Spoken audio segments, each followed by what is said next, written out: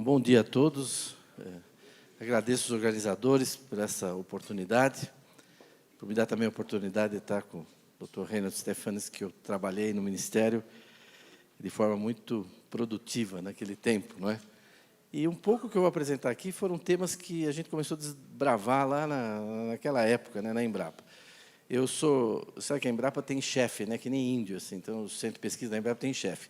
Então, eu sou chefe da Embrapa Territorial, que fica em Campinas, que é esse prédio que vocês estão vendo aí, e que se dedica, não estuda boi, não estuda árvore, não estuda floresta, não estuda semente, nem máquina, a gente estuda o território, o uso e ocupação das terras no Brasil, logística. Já teve um colega meu que apresentou ontem na parte da macrologística. Eu vou percorrer um pouco em cima do mote desse painel, essa dimensão dentro da agricultura brasileira. Falar de agricultura brasileira, se alguém disser para os senhores que ele está a par da agricultura brasileira, é que a pessoa terminou de estudar ontem à noite, né? Tarde da noite, né? Porque se for a semana passada, já está desatualizado. Porque a agricultura já desativou o pivô, já fez outra coisa. Então, nós temos uma coisa extremamente dinâmica. Essa aqui é uma imagem que eu costumo sempre apresentar, que é uma região que eu monitoro há muito tempo. Isso aqui é o oeste da Bahia. Vocês estão vendo aqui em verde, é pastagem extensiva. Pastagem extensiva. Em vermelho estava começando a produção de grãos, milho e soja, são os áreas de campo de soja. E aqui tinha um pivô de irrigação, não sei se dá para ver aí, roxo, e aqui mais 6 pivôs de irrigação. Isso é 1990. Isso aqui é 2000. Né? Isso aqui é 2010. Né?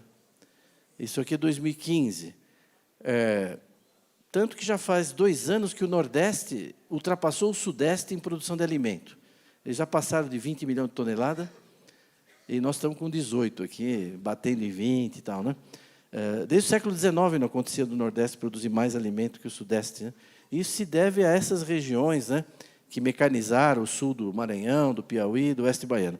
Então, é uma realidade muito dinâmica essa da agricultura. Claro que deu essa dimensão conhecida da agricultura brasileira, de liderança mundial, né, tanto na produção como na exportação de diversos produtos agrícolas. E isso também tem o lado econômico, porque se a gente... Não adianta produzir muito se você produz caro. Né? Nosso arroz tem que ser mais barato que o da Tailândia, a nossa soja tem que ser competitiva. Não é só produzir volume, você tem que produzir barato para competir. Né? E isso a agricultura brasileira está fazendo. Agora, a agricultura brasileira está ajudando o país, vocês sabem, todo mundo já aqui nesse evento mesmo evocou o quanto... Essa imagem do Jornal de Minas ela virou um meme aí, né? A agricultura tirando o Brasil da lama, né? Fazendo o país voltar a crescer, e a gente sabe o papel que ela tem tido. Nosso centro, nós trabalhamos com 3 realidades que vão me permitir aqui de falar rapidamente sobre essa dimensão da proteção, da preservação e da produção. É a questão da atribuição de terra. Deixa eu desligar aqui o meu celular, que eu esqueci de desligar, né? E pronto. Atribuição de terra, ocupação de terra e uso das terras. Agora mesmo estava tendo um debate que tocou em vários aspectos disso. São dimensões parecidas, mas elas não são confundíveis. Né? Os agrônomos insistem muito nelas, com razão. Uma coisa é a atribuição de terra, outra coisa é a ocupação, outra coisa é o uso. Eu vou, então, percorrer rapidamente aqui, talvez 5 minutos com cada uma, para a gente dar uma ideia da situação nacional, e é produto dos trabalhos das equipes lá da Embrapa Territorial. A atribuição de terra é o seguinte: o Estado brasileiro atribui terra. Você tem uma fazenda produtiva, tudo, mas ele pode decidir que vai para a reforma agrária. Acabou, vai. Ele faz um decreto e acabou. Você pode reclamar, a TDA, o valor, está desapropriado. E se quiser ampliar um parque nacional, ele amplia. Então, o Brasil, que era grande, ficou pequeno, né? Porque tem muita terra atribuída no Brasil. Em primeiro lugar, nós temos atualmente 1.871 unidades de conservação no Brasil. Se você perguntar qual é a unidade essa, aquela, lá na Embrapa a gente tem o banco de dados de cada uma, quando foi criada, etc. Isso é no sentido da ONU, né? O lato sensu de unidade de conservação, incluindo APAs. Né? Áreas indígenas, terras indígenas, tem exatamente 600 redondinhas agora, 14% do Brasil, a mesma coisa. Você perguntar lá na Embrapa o que é essa área indígena aqui, nós vamos dizer qual é a etnia, se está homologada, se não está. Então, a gente mantém esse banco de dados. Quando você junta a área de unidade de conservação com índio, dá o que a ONU chama de áreas protegidas. Então, isso é um banco de dados que tem na UNEP, está disponível na IUCN, também em Genebra. São as áreas protegidas dos países. Quais são as áreas protegidas da Rússia? São os parques nacionais da Rússia, mais as áreas dos índios deles lá, os Kirguizes, os Lapões, não sei o quê. Quais são as áreas protegidas do Canadá? Os parques nacionais do Canadá, mais os territórios das populações tradicionais, dos índios deles lá, os Inuit, os Esquimós. É assim no mundo inteiro. Então, o Brasil tem sobreposição entre índio e parque. No total, 30% do Brasil é área protegida, cadastrada, mapeada, definida, pronto, consagrada.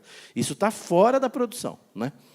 O Brasil já começa a ficar do tamanho da Argentina quando você tira isso. É muito, é pouco? Não sei. Só tem no mundo 10 países que têm mais de 2 milhões de quilômetros. Não tem muito país grande no mundo. O Brasil é um deles, mas só tem 10 com mais de 2 milhões de quilômetros. Então, quanto que esses países protegem? Eu baixei os dados lá desses países. Eles protegem 10% do seu território. Nós protegemos 30%. Eu não sei se é muito, se é pouco, 30%, mas é o campeão em termos absolutos e em termos relativos.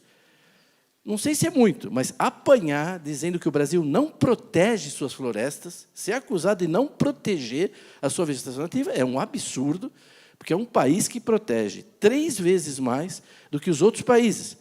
E o que os Estados Unidos, a Rússia, o Canadá, o que eles protegem? Eles protegem o deserto de Sonora, o deserto de Mojave, o deserto da Mongólia, o deserto da Austrália, pode ver aqui nas imagens. Nós temos Shapefire. Por exemplo, olha aqui a Argélia. Ela protege 7,5% do seu território. É o deserto do Teneré, o pior local. Eu fiz meu doutorado no Níger, é uma região que eu conheço. O deserto do Teneré é o pior local do Saara. Você, para ir lá, você tem que ter 5, 6 Land Rover, senão não é autorizado a entrar lá. Essa é a área protegida da Argélia. Então, tá bom, você fala, a Argélia protege? Protege, está lá, 7,5% do território. O que ela protege? Bom, o Teneré, né? Então, o Brasil protege áreas que têm potencial. Uma vez eu estava lá no Vale da Morte, eu perguntei para o americano lá, e aqui tem problema de invasão de parque? Porque no Brasil tem, porque tem madeira, tem minério, tem garimpo. É difícil manter uma área. Ele falou, não, aqui também temos um problema no Vale da Morte. Eu falei, nossa, tá vendo? Eu já estava falando besteira, dizendo que eles não têm problema, né? Vocês têm problema de invasão? Ele falou, tem. Eu falei, quem que invade aqui? Não, os motocross vêm fazer cross aqui sem autorização. Eu falei, tá bom. Eu falei, para nós lá no Brasil, eu já estou trocando. A área protegida do Brasil equivale a 15 países da União Europeia. Esse é o tamanho da área protegida do Brasil e é um mapa que a gente tem que mostrar para os europeus, né? Não é? Que normalmente eles planejam o que não executam e depois avaliam o que não fizeram, né? É o que eles fazem com o Brasil o tempo todo, né? As ONGs, um monte de gente. A União Europeia, né? O ministro Reno sabe quanto a gente enfrentou essa pedreira. Então, isso é o que a gente protege no Brasil, certo? Essa é a área protegida do Brasil. Por que a gente protege tanto? Por um monte de razões, mas também por razões como essa. Esse movimento, que talvez tem gente aqui que conhece, se não, vale a pena entrar na internet e procurar Farm Here, Forest There. Esse aqui é um documento de 80 páginas. O que eles dizem nesse documento? Eles dizem o seguinte, nos próximos 20, 30 anos, vai ter um mercado adicional de alimentos no mundo, adicional, de 40 bilhões de dólares. É os Estados Unidos que tem que ficar com esse mercado. Os agricultores dos Estados Unidos. O único país que pode pegar grande parte desse mercado da gente é o Brasil. Então, ao invés de dar subsídio para nós, está escrito aqui, ó, ao invés de me dar subsídio, dê dinheiro para as ONG no Brasil impedir a expansão da agricultura brasileira. Isso está dito lá, né? Então, bom, não é teoria da conspiração. Não é teoria da conspiração. Não, pega lá, entra no site. É financiada pela União dos Produtores de Milho dos Estados Unidos. Isso aqui é um pôster que saiu agora, né? Want to protect farm and ranch here? Protect forest there, né? Agora, eu acho que o americano está certo, sabe?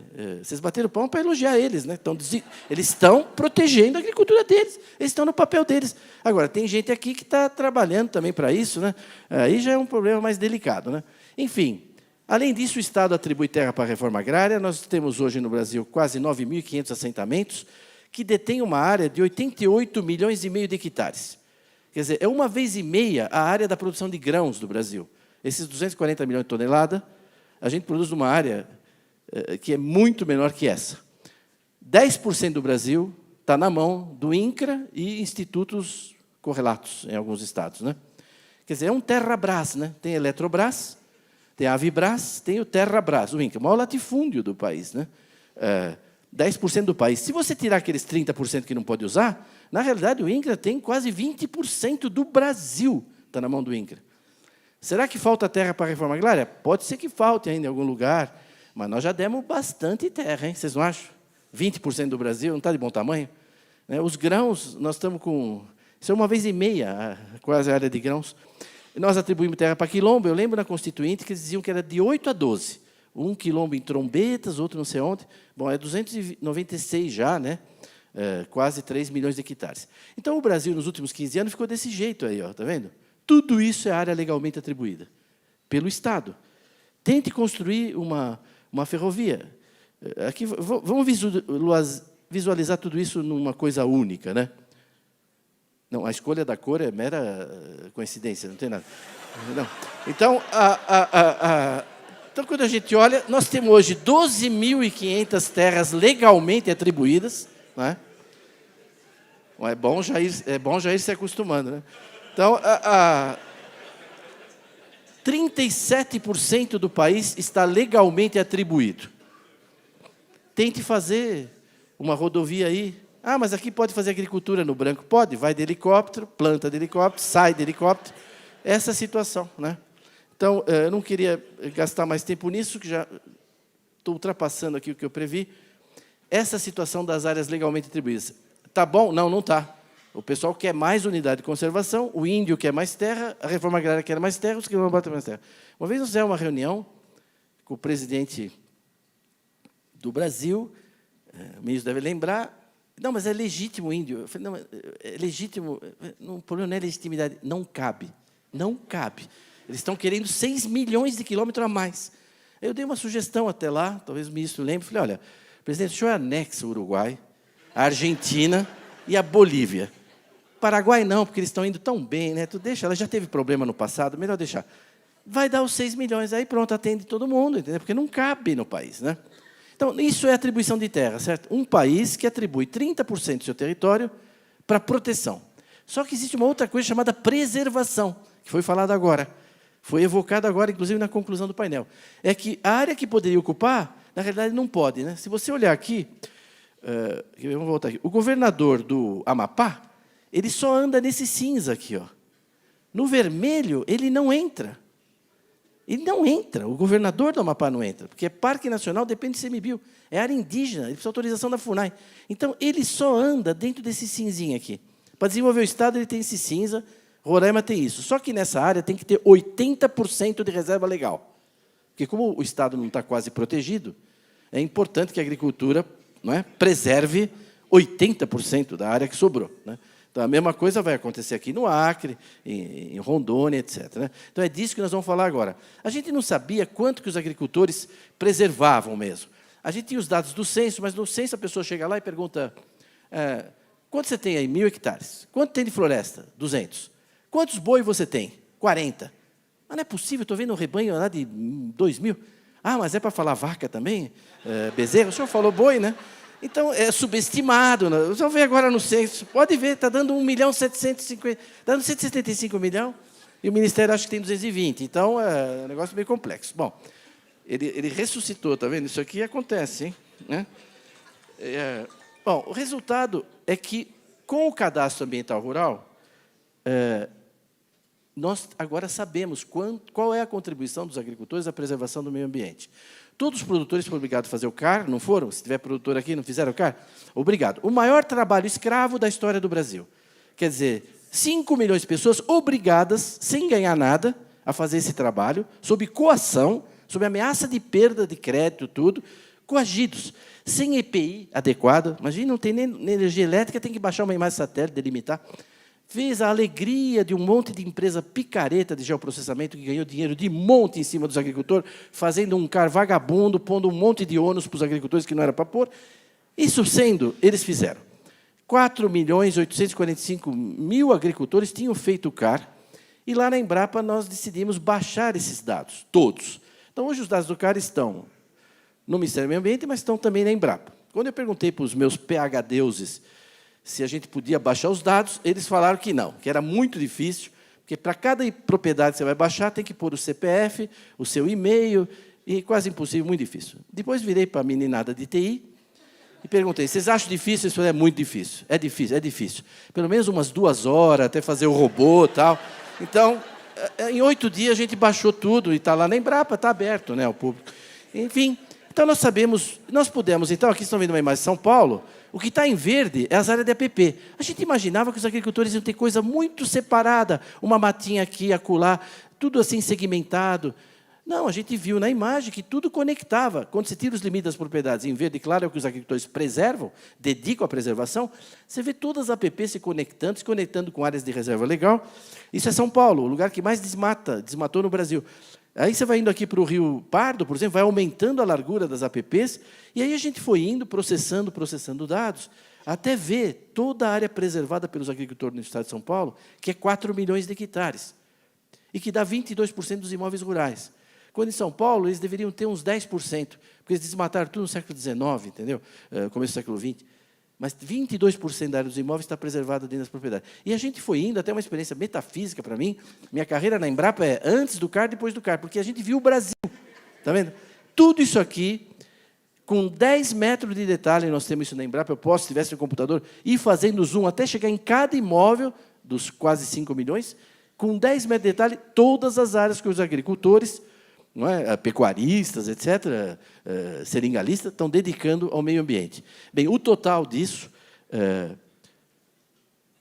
218 milhões de hectares. Vocês entram no site da Embrapa, tem lá os dados por região, por estado, por micro-região, tem os mapas, tem tudo lá. Isso é metade da área dos imóveis brasileiros.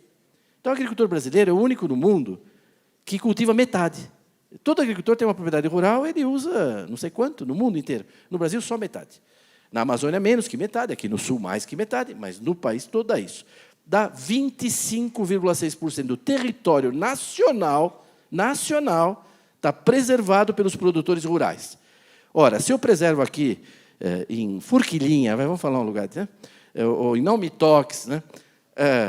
300 hectares dos meus 1.000, aqueles 300 hectares têm um valor, não tem? Quanto custa a terra lá no município de Castro? O hectare custa tanto. Então, hectare para milho, para soja, para floresta. Então, nós temos essa base de dados da Embrapa e nós fomos calculando, município por município, imóvel por imóvel, qual o valor patrimonial que o agricultor está imobilizando em prol do meio ambiente. Né? Bem, o total deu 3 trilhões, cento e tantos bilhões.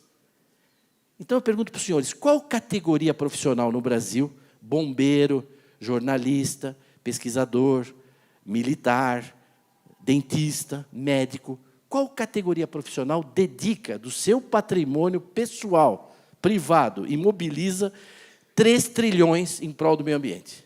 Qual? Eu não conheço. E mais, essa é uma poupança que você é obrigado a pôr 100 mil, não remunera nada, não pode retirar, e ainda tem que pagar todo ano para manter na poupança. Porque se pegar fogo, a culpa é sua. Tem que fazer acero. Se o animal invadir, a culpa é sua, tem que manter cerca. Se vierem roubar madeira à noite, a culpa é sua, tem que pôr vigilância. Nós não terminamos ainda, mas nós estamos calculando o custo de manutenção dessas áreas anuais e achamos que os agricultores estão desembolsando aí por ano e gastando do seu tempo, tudo com isso, quase 20 bilhões de reais. Então, quando você junta a área protegida, está claro? A área protegida, os parques e tal, com a área preservada, dá metade do Brasil. Metade do Brasil, certo?